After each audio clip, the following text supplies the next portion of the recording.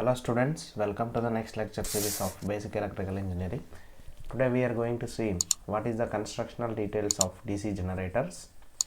So here first I will tell what are the different parts are there in the case of the DC generator. If you observe the different parts of the DC generator, first part will come the magnetic frame or yoke, second part that is a field pole, and with respect to this we have pole shoe also we will consider.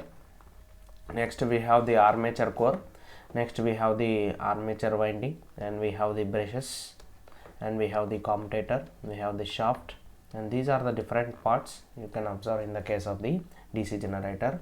As well as in the case of the DC motor is also the constructional wise there is no any difference between the DC generator and DC motor. So let us explain one by one part. Okay, so let us consider this is the overall view of the DC generator. In the overall view of the DC generator you can observe, so what are here, that is the field poles here. Okay, next you have the lugs here, okay, brushes, okay, shaft, commutator segments, and yoke, field winding, and armature, and here in the armature we have the conductors. Okay, these are the different parts you can observe in the case of the DC generator. So if you see the overview of this DC generator like this, so this is the overview. Here we have taken the field windings are outside, and here the armature terminal. So let us write here armature terminals are mentioned here. This is the field terminals are taken out. So this is the overview of the DC generator or DC motor. Next you see this is the magnetic frame or yoke. So the name for this is magnetic frame or yoke. So what it is doing? Okay, so magnetic frame or yoke, it is doing the function. So first of all we will see what is it is made up of. Made up of a cast iron. Okay, so cast iron for small machines. So it is made up of cast iron for small machines, and cast steel for large machines. Okay, so we are going to use cast iron for small machines for construction. So for cast steel we will use for large machines. So what is the functions it is doing? So what are the functions it is doing? So in case of DC generator or DC motor, so it is doing the functions, so acting like a protecting cover. First one is acting like protecting cover, here for any DC generator or motor.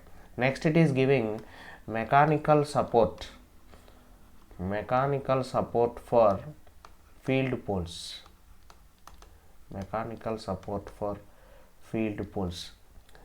Next also it is providing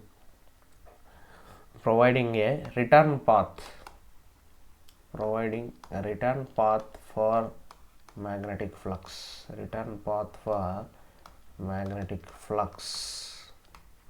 and in this return path of this magnetic flux it is providing, so it is providing the a low reluctance path. One important point is it is providing a low reluctance path. So reluctance means which is opposing the production of the magnetic flux, so that it is having the low reluctance path. Okay, reluctance means we can get in magnetic circuits. So in magnetic circuits we will get this word, the reluctance meaning that it is equivalent to electrical. In case of resistance will oppose the flow of current, like that. Here reluctance will oppose the production of the magnetic flux. That's why we are require a low reluctance path. Okay, we require a low reluctance path that can be provided by this magnetic frame. You can observe here this is called as the magnetic frame or yoke here. Okay, so it is giving the support for the magnetic field poles also. Here you can observe this is called as the yoke. Okay, this point is yoke. Next you have the field poles here. Here For this field poles, it is giving the support by the yoke. Okay, so these are the functions it is doing, and it is not a laminated one. It is not a laminated one we are using. So that is about the magnetic frame or yoke. Next you see, so next we can see what are the field pole and pole shoe. So let us see field pole and pole shoe. So here in case of field poles, so this main part, so here I am indicating, so here this is called as the pole. Okay, that is a field pole. Okay, next this part we can call it as the pole shoe. Here two parts you have to learn. So one is field pole, or it is a pole core, we can say it is a pole core, and it is the pole shoe. So if you observe in this diagram, you can observe how the yoke is supporting this field poles or pole core. It is supporting pole core, then you have the pole shoe here. So what is the function of the field pole and pole shoe it is doing? So this is made up of silicon steel. Okay, so this is made up of silicon steel. So houses the field, first functions it is doing, houses the field winding. So field winding we will place on the pole core. Okay, next it produces the required flux, that is a required field flux. Okay, required, we can say it as field flux. So flux can be phi is equals to, we can write as mmf by reluctance. mmf by reluctance, mmf is number of turns into current flowing in that, and the reluctance. Okay, so pole shoe, what is the function it is doing? The pole shoe what it is doing? Pole shoe it is doing the function it has. So it is mechanical support for field winding, mechanical support for field windings. Next it is reduces the reluctances of magnetic flux, reduces the reluctance for magnetic flux. Next it is doing flux distributes uniformly, flux will be distributed uniformly by using this pole shoe. Okay, so the flux will be getting uniformly distributed here by using this pole shoe. So this is the function of field pole and pole shoe. So field pole is like this here. So here you can observe the field pole. Okay, so this is the field pole, and here you have the windings will be there. Okay, so and you can observe this curved shape is called as the pole shoe. Here the curved shape is called as the pole shoe. This is the field winding. So field winding we are placing on the pole core. Next you have the pole shoe. Next another part will comes, very important part is this armature. So what is the armature it is doing? So what is the function of the armature? First we will see what it is made up of. Armature core. So armature core, it is made up of silicon steel, but it is a laminated one. Silicon steel, it is a laminated one we are using. What is the meaning of the laminated?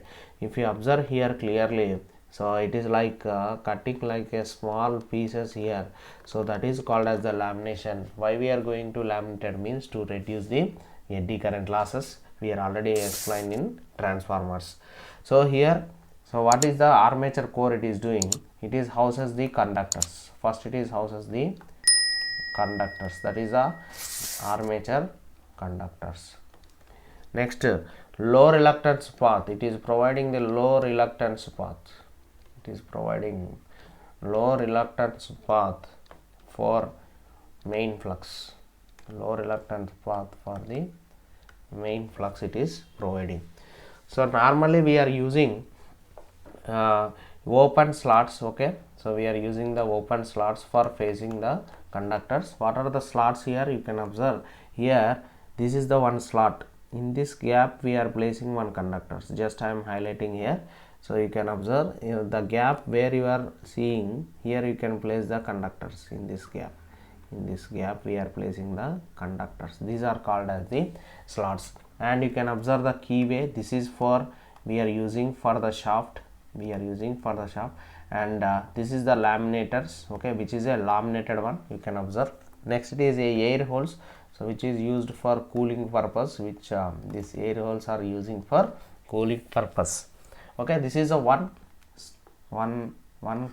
okay, one piece we can say in case of the armature. Okay, so and we have the armature windings will be two types. That is also we are going to study. Armature winding will be two types. One is a lap winding, another is the wave winding. We will see in detail later. So this is the information about the armature core. So armature core is rotating. So this armature core is rotating. So in the magnetic field, so that the conductor will cut the magnetic field. Here you can observe the armature winding. So here you can observe the armature winding is placed here, and this type of armature winding is used either lap winding or wave winding. Next you can see this is the commutator. Commutator function we are already explained. So what is a commutator? It is doing, commutator is also a made up of which material? It is hard drawn. We are already explained it is as hard drawn copper. It is made up of hard drawn copper. Okay, then so it is acting like a rectifier. So where it is acting like a rectifier? In generator. It is acting like a inverter in case of motor. So in generator, so rectifier means we know already rectifier, it is doing it as, so what it is doing? So it is converting AC to DC. Next it is inverter, it is converting DC to AC. Normally we are using the inverters now in our houses. So it is converting DC to AC. DC which is stored by the batteries we are converting. Okay, so this is the information about the commutator. And coming to last point, the number of commutator segments. How many commutator segments are there? So number of commutator segments. So how many segments are there means is equals to number of coils. How many coils are there? So coils means it is a set of two conductors. We are calling this as one coil. Okay, so this is of one coil. So many number of coils are there. So that many number of commutator segments are there in case of the commutator. Next to see another part. So this is of brush holder. Okay, so brushes. So let us see the brushes also. Brushes will, what is the functions it is doing? What is the function? So to collect current. So first it is doing that to collect current from commutator segments. Okay, so that is the function it is doing. That is the first one, commutator segments. Next is it should have, so have the high thermal stability. So we are taking that.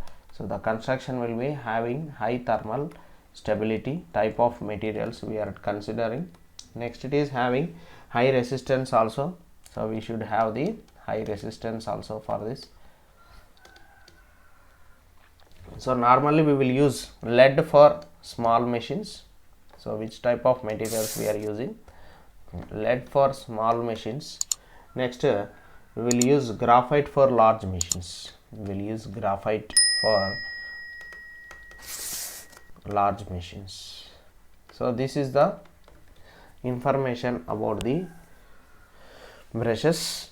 Okay, next here you can observe this is the brush holder. So I have shown clearly here brush holder. Here we are placing the brush. Next this is the brush. Sometimes we will use the carbon brushes also. Carbon brushes also we are going to use. This is the one of the brush, and this is showing the bearing. So bearing we are provided for the shaft, which is reduces the wear and tear loss of the DC machines. Wear and tear loss of DC machines. Next you can observe, so this is armature, once again I have shown here.